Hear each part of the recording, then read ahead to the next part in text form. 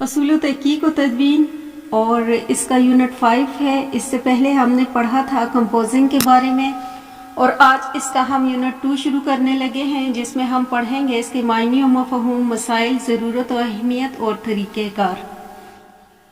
تو اگر آپ نیو ہیں تو چینل کو سبسکرائب کر دیں، ویڈیو پسند آئے تو اسے لائک لازمی کر دیں تاکہ میری ہر نئی آنے والی ویڈیو سے آپ لوگ مستفید ہو سکیں۔ تو شروع کرتے ہیں پروف خوانی کے مسائل۔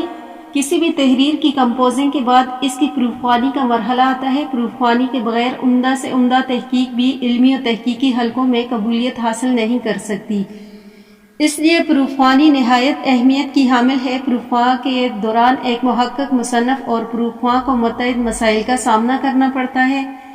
ان مسائل کے تذکرے اور ان کے حل سے گفتگو کرنے سے پہلے یہ سمجھ لینا مفید ہے کہ پروف خوانی سے مراد کیا ہے۔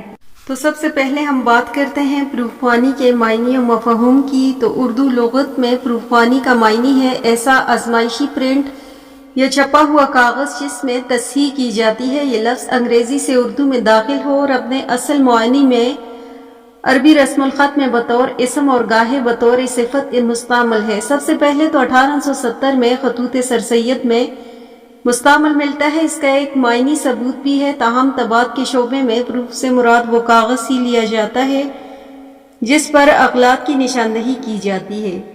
اصطلاحی میں پروف خوانی ایک ایسا عمل ہے جس میں کمپوزنگ کے دوران وقوع پذیر ہونے والی غلطیوں کی نشاندہی کی جاتی ہے تاکہ کتاب یا مقالے کی حتمی پیشکش اور طباعت سے پہلے سے ہر طرح کی غلطیوں سے پاک و صاف کیا جا سکے۔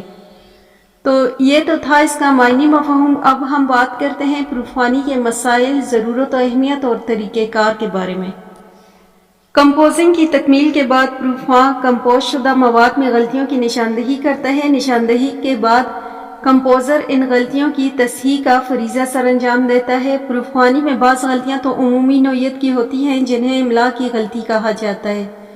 ایسی غلطیوں کی نشاندہی مشکل امر نہیں، تاہم بسا اوقات اصل مسودے میں سے کچھ الفاظ یا کچھ فقرے یا کچھ سطور کمپوز ہونے سے رہ جاتی ہیں۔ اس لیے پروف خوانی میں کمپوز شدہ مواد کو اصل مسودے سے ملا کر پڑھا جاتا ہے۔ پروف خوانی کے مرحلے میں بسا اوقات دو آدمی مل کر یہ کام کرتے ہیں، ایک شخص اصل مسودے کو پڑھتا ہے اور دوسرا کمپوز شدہ مواد کو دیکھ رہا ہوتا ہے، اور یہاں کہیں غلطی ہو تو اس کی نشاندہی کرتا ہے اور اس کی جگہ درست لفظ لکھتا ہے۔ یوں پروف خوانی کے مرحلے کے دوران ایک ایک پیراگراف، ایک ایک جملہ اور ایک ایک لفظ، حتیٰ کہ وقفے تام، کوما، استفہامیہ وغیرہ جیسے رموز اوقاف کو بھی پیش نظر رکھا جاتا ہے۔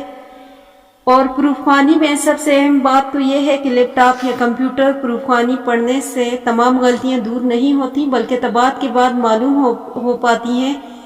اس لیے لازمی طور پر پرنٹ نکال کر پرنٹ پر ہی پروف خوانی کرنی چاہیے۔ جو محققین خود ہی کمپوزنگ کرتے ہیں اور لیپ ٹاپ یا کمپیوٹر پر اس کی پروف خوانی بھی کرتے ہیں، اور انہیں بھی چاہیے کہ کم از کم آخری پروف خوانی پرنٹ آؤٹ پر ہی کر لیں۔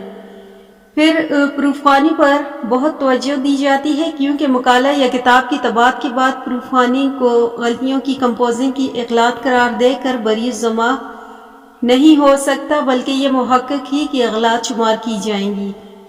پروف کی یہ غلطیاں کتاب اور مقالے کے علمی معیار میں کمی کا باعث بنتی ہیں، اس لیے تحقیقی مقالات اور کتب میں ان کی درستی کا خاص اہتمام کیا جاتا ہے۔ تحقیقی مجلات کی پروف خوانی میں یہ امر ملحوظ خاطر رکھنا چاہیے کہ ایک شخص ہر مقالے کی پروف خوانی کے لیے موضوع نہیں ہو سکتا۔ مختلف مقالات کی پروف خوانی کے لیے مختلف قسم کے علمی استعداد درکار ہوتی ہے، اس لیے ہر مقالے کے موضوع کے اعتبار سے مطلوبہ استعداد و علمیت کے حامل شخص سے ہی اس کی پروف خوانی ہونی چاہیے۔ ہر شخص ہر شعبے کا ماہر نہیں ہوتا اور بسا اوقات اسے علوم کی دوسری شاخوں سے متعلق بنیادی معلومات تک نہیں ہوتی۔ مثلاً اگر تاریخ کے ایک ماہر کو سائنس کے کسی موضوع پر لکھنے کے لیے مقالے کی پروف خوانی کا کہا جائے گا تو یہ مقالے کے ساتھ بھی ظلم ہے اور پروف خواں کے ساتھ بھی۔ عین ممکن ہے کہ مقالے میں کچھ ایسی سائنسی اصطلاحات اور اصول غلط بیان ہوئے ہوں جن کے بارے میں پروف خواں قطعی لا علم ہو۔ مضمون، مواد اور پیشکش کتنی ہی اچھی کیوں نہ ہو، اگر تحقیقی مقالہ بغیر پروف خوانی کے چھاپ دیا جائے تو کمیٹی کے نزدیک محقق کا نہایت منفی تاثر قائم ہوتا ہے، چنانچہ محقق کو چاہیے کہ مقالہ جمع کروانے سے پہلے اس کی مکمل تصدیق کر لے، ممکن ہو تو کسی ماہر پروف خواں کی خدمت بھی حاصل کر لے، تاہم کسی دوسرے شخص سے پروف خوانی کروانے کی صورت میں نشان زدہ مقامات کی تصحیح کروانے سے پہلے پروف کے مسودے پر ایک نظر ضرور ڈال لے۔ اس طرح اگر کسی مجلے کے کسی شمارے میں کچھ مقالات یا کوئی ایک مقالہ پروف خوانی کے بغیر چھاپ دیا جائے تو بعض اوقات قارئین پر ناگوار گزرتا ہے، تو اس لیے مجلس ادارات خصوصاً مدیر پر یہ ذمہ داری ہے کہ مجلے میں شائع ہونے والے ہر مقالے پروف کی غلطیوں سے پاک ہونا چاہیے۔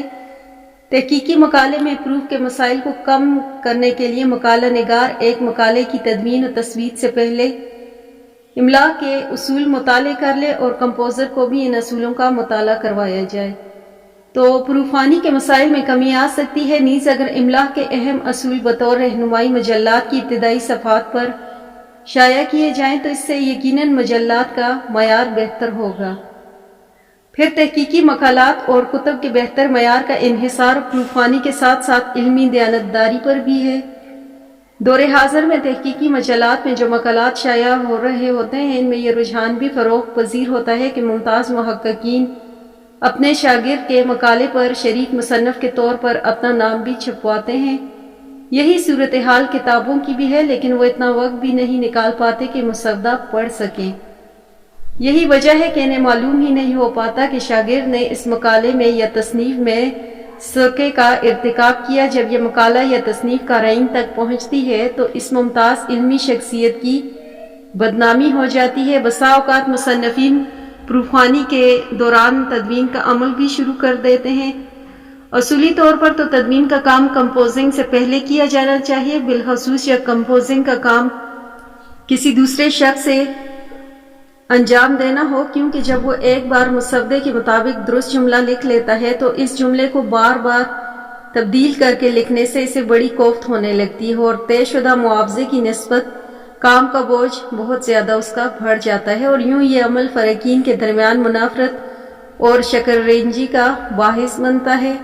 تاہم اگر کمپوزنگ بھی محقق یا مصنف خود ہی کر رہا ہو یا کمپوزر مستقل ملازم ہو تو ایسی صورت میں تدوین کا عمل جتنی بار مرضی دہرائے اس سے کوئی مذائقہ نہیں ہوتا۔ مقالے یا کتاب کی صحت کا جس قدر انحصار کمپوزر پر ہوتا ہے، اس سے کہیں زیادہ پروف خواں اور خود مصنف پر ہوتا ہے۔ بعض پروف خواں حضرات فنی تدوین میں بھی ماہر ہوتے ہیں، چنانچہ وہ جب کسی مسودے کا پروف پڑھتے ہیں تو ساتھ ساتھ اس کی تدوین کا فریضہ سر انجام دیتے ہیں اور اس کے کمزور پہلوؤں کو درست اور بہتر کرتے جاتے ہیں۔ تدوین اگرچہ کمپوزنگ سے پہلے کا مرحلہ ہے، تاہم ایک مسودے کا مواد کمزور اور اس کے مندرجات موضوع کا کما حقہ احاطہ نہ کر رہے ہوں تو پھر تدوین کسی بھی مرحلے پر کی جا سکتی ہے۔ یہی وجہ ہے کہ بسا اوقات کسی ڈگری کے حصول کے لیے لکھے گئے مقالے کی تدوینی کمزوریوں کو دور کرنے کے لیے خارجی ممتحن کی رائے کے مطابق مقالہ نگار کو زبانی امتحان کے بعد بھی مقالے کی تدوین کا فریضہ اثر نو انجام دینا پڑتا ہے۔ تدوین مقالے اور کتاب کو متناسب بناتی ہے۔ کمزور شواہد کی جگہ قومی شواہد سے استشہاد کیا جاتا ہے۔ اس سے مصنف یا مقالہ نگار کی تحقیقی کاوش واضح انداز میں کسی الجھاؤ کے بغیر قارئین تک پہنچنے میں مدد ملتی ہے۔ تدوینی عمل کے دوران مندرجات مقالے کی ترتیب موضوع کر دی جاتی ہے اور حوالہ جات میں معیاری اسلوب پر یکسانیت پیدا کر دی جاتی ہے۔ تدوین سے جہاں کتاب میں داخلی حسن پیدا ہوتا ہے، وہاں خارجی فوائد بھی حاصل ہوتے ہیں۔ اس سے مطبوعات کی مالی لاگت بھی کم ہو جاتی ہے اور یوں قاری پر اضافی مالی بوجھ نہیں پڑتا۔ نیز تحریروں میں مصنف کی کمزوریاں بھی دور ہوتی ہیں۔ تدوین کے نتیجے میں رموز اوقاف کا درست استعمال، مقالے اور کتاب کا علمی معیار بلند ہوتا ہے۔ تدوین کاری کے عمل میں پیراگراف کے مندرجات پر غور کرنا چاہیے۔ ایک پیراگراف میں ایک ہی بات ہونی چاہیے اور دوسری بات اور نیا نقطہ الگ پیراگراف سے شروع کرنا چاہیے۔ تحقیق کے طلباء کو مختلف مراحل پر تحقیقی مجلات کے لیے مقالے لکھنے ہوتے ہیں۔ اس تناظرے میں طلباء کو چاہیے کہ انہوں نے جب کسی مجلے کو مقالہ بھیجنا ہو تو پہلے متعلقہ مجلے کی فارمیٹ اچھی طرح سمجھ لیں۔ اس فارمیٹ کے مطابق مقالے کی کمپوزنگ کروائیں اور بھیجنے سے پہلے کئی بار اس کی پروف خوانی بھی کرنی چاہیے۔ فی زمانہ تحقیقی مجلات کی طرف سے مقالات کی کمپوزنگ، تدوین اور پروف خوانی کی بنیادی ذمہ داریوں اور مقالہ نگاروں پر ہی عائد کی جاتی ہے۔ مقالات کی اشاعت کے لیے طے شدہ شرائط میں سے ایک یہ بھی ہے کہ مقالہ متعلقہ مجلے کے فارمیٹ کے مطابق کمپوزنگ اور پروف خوانی کے بعد تمام طرح کی اغلاط سے پاک ہو اور حالت میں ہارڈ اور سافٹ ویئر دونوں میں پیش کیا جائے۔ جبکہ مقالہ مجلہ کے دفتر میں موصول ہوتا ہے تو اشاعت سے قبل اسے مختلف مراحل سے گزارا جاتا ہے، جن میں مقالے کی جانچ اور اس کی تدوین اور پروف خوانی جیسے مراحل زیادہ اہم ہیں۔ مجلات کی کمپوزنگ اور پروف خوانی سے متعلق تفصیل مباحث کا مطالعہ آپ اس کتاب کے 6 یونٹ میں کر سکتے ہیں۔ اس کے بعد ہم بات کرتے ہیں ایم ایس ورڈ میں اغلاط کی نشاندہی کی۔ تو یہاں یہ بتانا اہم ہے کہ جب ہم ایم ایس ورڈ کے کسی بھی ورژن میں انگریزی زبان میں کمپوزنگ کرتے ہیں تو جہاں کہیں بھی املا کی غلطی واقع ہوگی، غلط کمپوز ہونے والے لفظ کے نیچے سرخ نشان آ جاتا ہے۔ اس کا مطلب ہے کہ ہم ایم ایس ورڈ آپ کو بتا رہا ہے کہ آپ نے نشان زدہ لفظ غلط کمپوز کیا ہے، لہٰذا اسے تبدیل کریں۔ اگر کہیں اضافی فاصلہ ہوگا یا فارمیٹنگ کے حوالے سے کوئی معمولی نوعیت کی غلطی ہوگی تو وہاں سبز نشان آ جائے گا۔ سرخ اور سبز رنگ کے اس نشاندہی سے کمپوز کرنے والے کے لیے یہ آسانی ہے کہ وہ غلط لکھے گئے نشان زدہ الفاظ پر نظر ثانی کر کے انہیں ساتھ ساتھ ٹھیک کرتا ہو، اور ایم ایس ورڈ میں یہی سہولت اب اردو کمپوزنگ کے لیے بھی دستیاب ہے۔ بنیادی طور پر یہ سہولت ایم ایس ورڈ آفس کے جدید ورژن کا فیچر ہے، تاہم جو صارفین آفس 10 سے اوپر کے ورژن استعمال کرتے ہیں وہ مائکروسافٹ کی ویب سائٹ پروفنگ ٹولز نامی فائل ڈاؤن لوڈ کر کے انسٹال کر لیں تو وہ بھی اپنے زیر اثر ورژن میں سہولت سے فائدہ اٹھا سکتے ہیں۔ تاہم آفس 10 سے نیچے کے ورژن میں یہ سہولت دستیاب نہیں۔ یہاں یہ بات قابل ذکر ہے کہ پروف خوانی کے حوالے سے ایم ایس ورڈ پر کلی اعتماد نہیں کیا جا سکتا۔ ایم ایس ورڈ تو صرف ان الفاظ کی نشاندہی کرے گا جو اس کی ڈکشنری میں اس طرح موجود نہیں ہوں گے جس طرح کمپوز کیے جائیں۔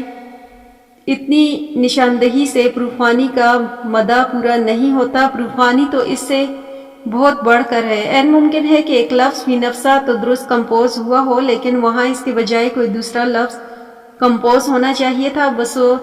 بطور مثال حسب ذیل جملہ ملاحظہ کیجئے کہ ملک میں گیس اور پانی کا بحران ہے۔ اب اگر کمپوزر نے جملے کے دوسرے لفظ میں کے بجائے لفظ ماں کمپوز کر دیا تو ایم ایس ورڈ میں اس غلطی کی نشاندہی نہیں کرے گا، کیونکہ ایم ایس ورڈ کی ڈکشنری کے مطابق ماں بلحاظ املا بالکل درست ہے۔ اس لیے پروف خوانی کا درست طریقہ یہی ہے کہ کمپوز شدہ مواد کا کاغذ پرنٹ کر لے اور اسے پڑھا جائے اور غلطیوں کی نشاندہی کی جائے۔